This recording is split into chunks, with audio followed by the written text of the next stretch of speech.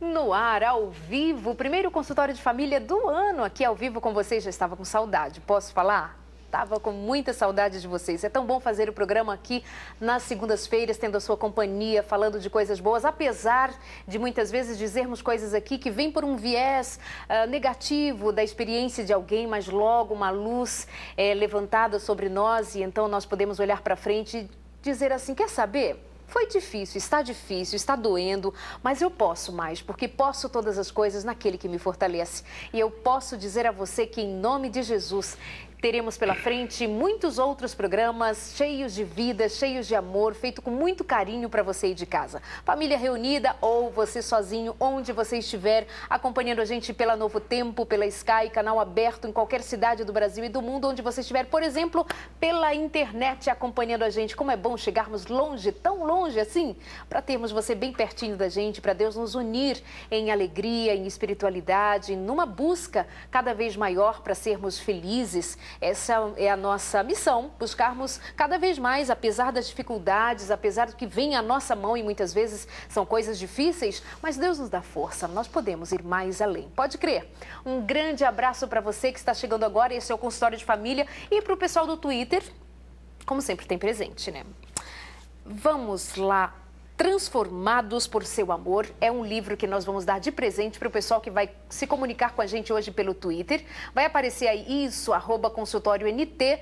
Nós vamos ali com a sua interação. Ainda mais outro livro, ó, Simples Demais, outro tema fantástico.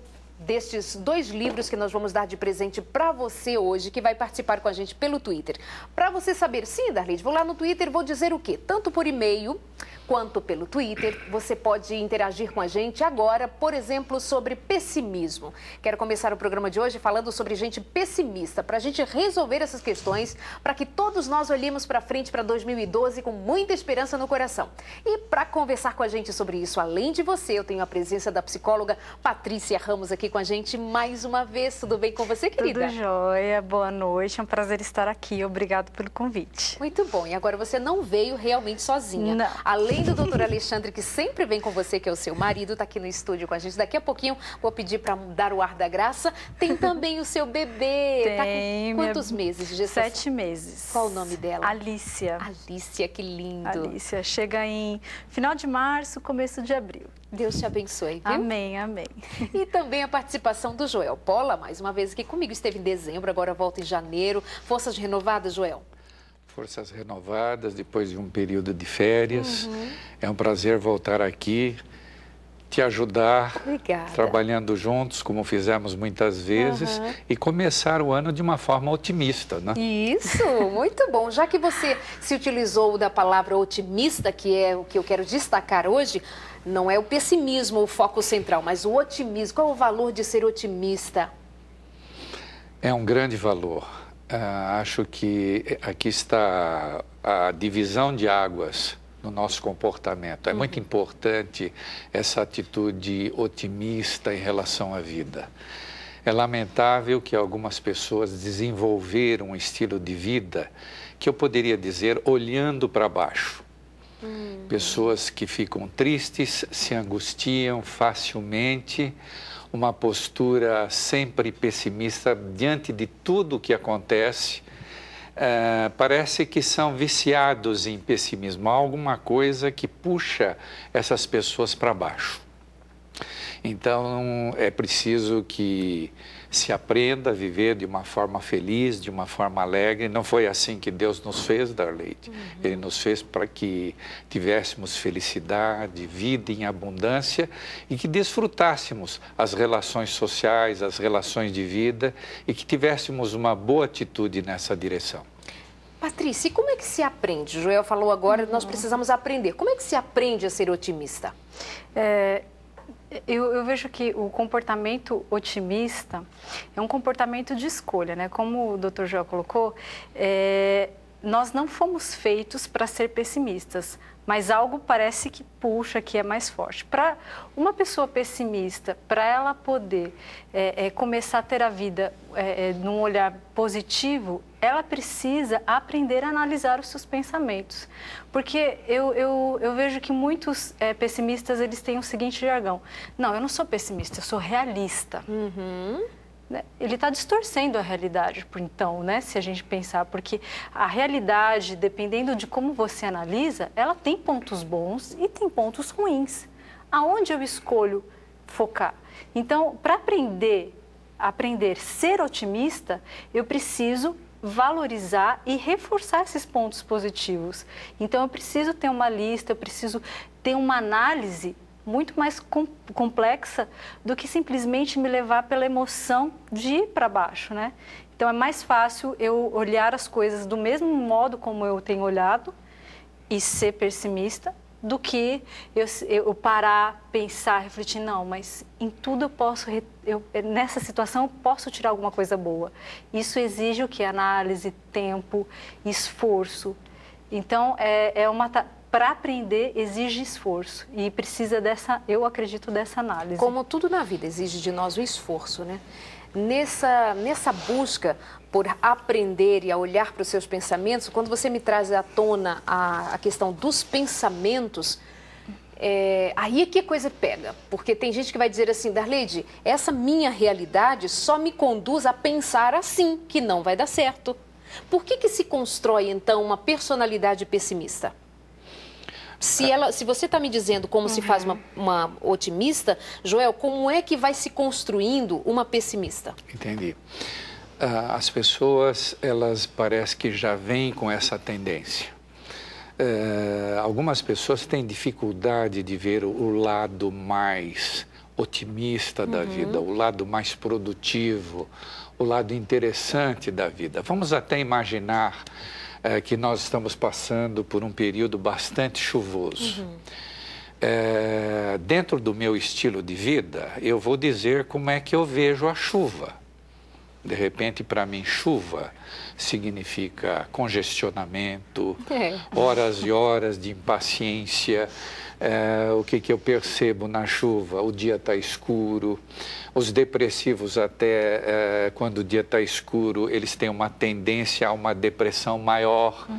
Às vezes, até alguns procuram se esconder no quarto, se enrolam no cobertor. É mais um Não, motivo, hoje está chovendo, eu não vou sair de dúvida. casa. Está chovendo. Mas como é que nós poderíamos também ver a chuva? O agricultor, por exemplo, ele está feliz, porque a sua plantação, a sua agricultura, ela vai prosperar, ela vai progredir. Os seres humanos, se isso não for patológico, muitas vezes alguns, eles têm um metabolismo no sistema nervoso, se é assim que eu posso dizer, não há uma composição química ideal. Muito corticoide, muita adrenalina, e isso leva as pessoas para baixo. E, de repente, se eu também venho de uma modelagem familiar, de um certo otimismo ou de um realismo exagerado, porque nem sempre as circunstâncias do real me favorecem. Às vezes, está dentro de mim buscar uma nova realidade. Eu tenho que lutar por isso. Eu não tenho que baixar a cabeça diante das dificuldades. Então, o que acontece? Quando isso, de uma certa forma, é patológico, precisa-se de um tratamento. Hoje a medicina está muito adiantada, existem ansiolíticos, existem antidepressivos que podem ajudar, especialmente nas crises que são desenvolvidas. Mas só medicação, Darleide, não resolve a questão, porque o que tem que ser trabalhado é exatamente o que acontece na fonte, na origem dessa tristeza e dessa angústia. Por que eu penso de uma forma pessimista o tempo todo? Por quê? Porque eu aprendi a apreciar o lado escuro da vida. Isto praticamente formou nos caminhos cerebrais, nos neurônios, nas sinapses, aqueles caminhos que toda vez vai me levar para o pessimismo. É como se tivesse dentro do meu cérebro algumas sinalizações. Aqui você vai para o buraco, aqui você vai para o pessimismo. Então, de repente, esse cérebro, ele é um grande captador. Então, o indivíduo, como já está sempre acostumado a pensar para baixo, é com extrema facilidade que ele vai olhar sempre o lado mais escuro da vida. Então, aí que entra o que a Patrícia estava colocando, é o desfazer desses caminhos, né? Eu analisar os meus pensamentos e reconstruir esse meu modo de enxergar.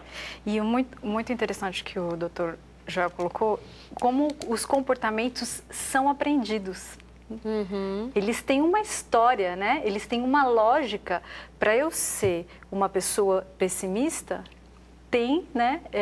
teve um modelo, teve um aprendizado, e aí o meu comportamento ele é sinalizado dessa forma. Além de uma característica pessoal também, né? Que vai que ela tem já uma tendência a ser assim, da sua personalidade ser assim, e ela ainda aprende um comportamento assim, e já era, né?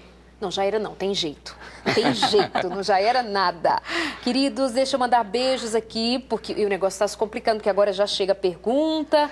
E então, olha só. Boa noite, Darleide, que bom que você está de volta. Obrigada, também gostei. Estávamos morrendo de saudades do programa ao vivo. Estamos ligados aqui em Caxambu. Somos da Igreja Adventista.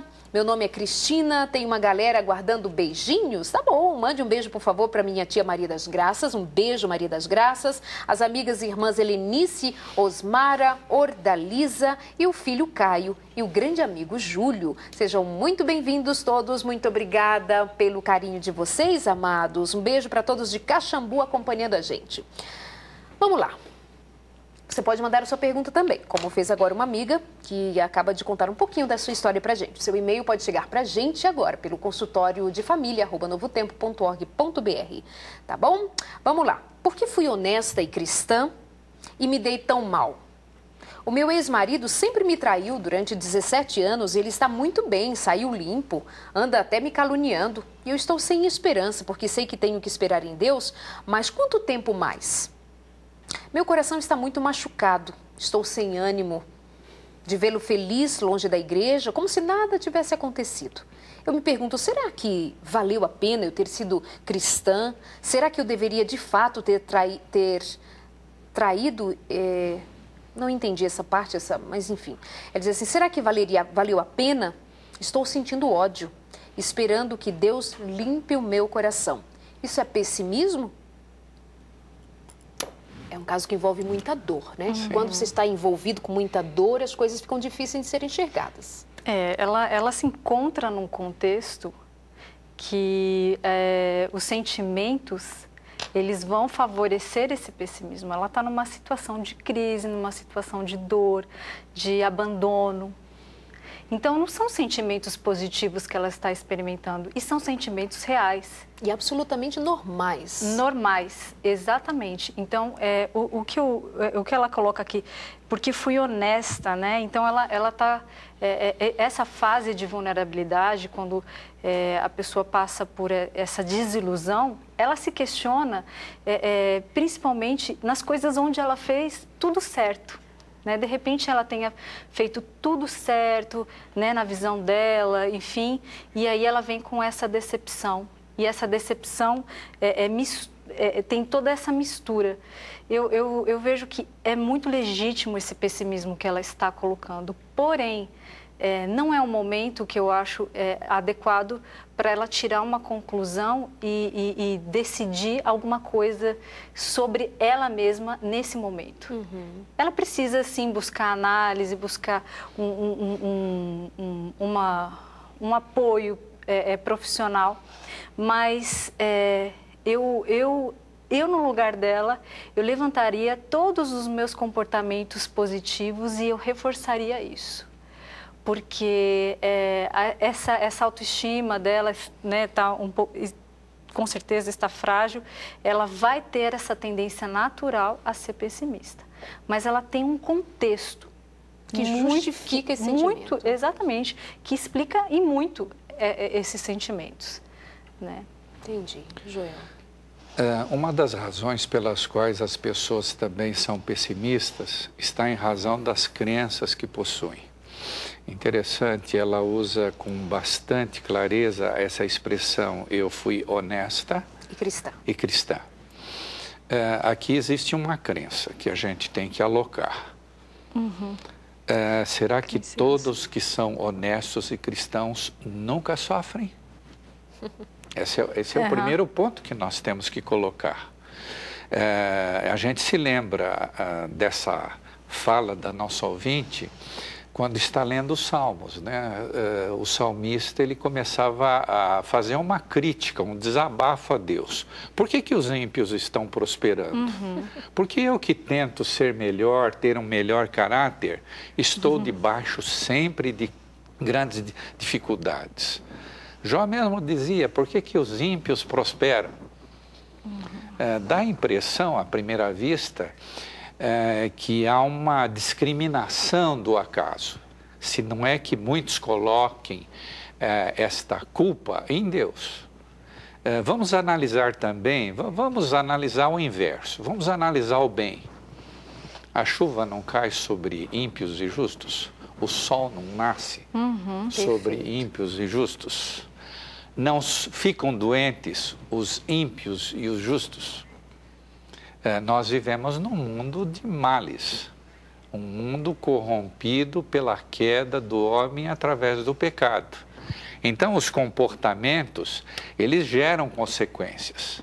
O que nós estamos percebendo aqui? Enquanto ela está tremendamente preocupada em ser honesta e cristã, não existe essa mesma preocupação do lado do seu esposo. Parece que ele está muito feliz. Por quê? Ele está com a crença de que eu estou no mundo, eu vou para o prazer. O prazer aqui e agora. Isso é o que a gente chama, Darleide, de hedonismo. Né? Isso vem lá dos habitantes de Edom, isso vem de Esaú. O mundo nosso é muito assim, o prazer aqui e agora. E não importam as consequências. Mas também nós temos promessas bíblicas interessantes, né? No final, o que acontecerá ao transgressor, ao perverso? O que acontece com ele? Vamos olhar para o depois, né? Tira o olho do agora e olha para o depois. Então, as nossas crenças, elas precisam ter um alcance mais longo. Não é observar agora. E a sensação que se tem, não há honra nenhuma em comparar a honestidade, o cristianismo dela com o desvio do seu esposo. Parece que aqui ela está numa competição. Eu acho que ela está certa. Em desvantagem, ela né? deveria Exatamente. continuar da mesma forma, porque casamento não é competição. E acho também que nem tudo está perdido, há uma maneira de se resolver isto. Ou várias maneiras de se resolver. Depende do que ela está pensando, do que ela tem em mente. Bom, nós diríamos, e podemos dizer ainda mais para você, minha amiga, nós ficamos realmente sentidos com cada uma das histórias que chegam aqui para a gente. Nós vamos para o nosso intervalo, é rápido, mas guarda para si essa reflexão levantada aqui pela Patrícia e pelo Joel. E lembrando exatamente do que o Joel diz quando os salmos estão cheios de homens de Deus questionando o Senhor. Olha o que eu estou passando, olha o que eu estou vivendo. Dá uma olhadinha no Salmo 73, escrito por Asaf, quando ele questiona a alegria, a felicidade, a prosperidade dos ímpios. Mas vai lá no verso 17, quando Asaf diz assim, mas quando eu entrei no santuário, eu entendi. Entra no santuário, fica quietinho, um pouquinho só, você, sua dor e o seu Deus. Só um pouquinho. Aí logo você vai poder compreender. Mas entra no santuário, entra debaixo da soberania da grandeza de Deus, entra. Daqui a pouquinho a gente volta se o Joel e a Patrícia ainda quiserem acrescentar algo mais, mas por enquanto, submete-se ao Senhor. E o que você está sentindo e a sua pergunta não é de maneira nenhuma fora de razão, é absolutamente própria para o seu contexto. Mas olha para amanhã. Palavras benditas do coração de Deus para você. Até já, nosso intervalo é rapidinho e você que está interagindo com a gente pelo Twitter, vou já ver se você está ali interagindo, retuita, diz que você está assistindo, por exemplo, aqui o nosso programa, diz que você está aprendendo junto com a gente, avisa para os teus amigos. No final do programa a gente deixa de presente ali, você sabe que a gente faz teríamos muito prazer em dar para todos, mas não dá, né? Enfim, então participa. Simples demais. E o livro Transformados por Seu Amor. Serão duas pessoas. Uma leva o Simples Demais e a outra Transformados por Seu Amor. Beijo, até já.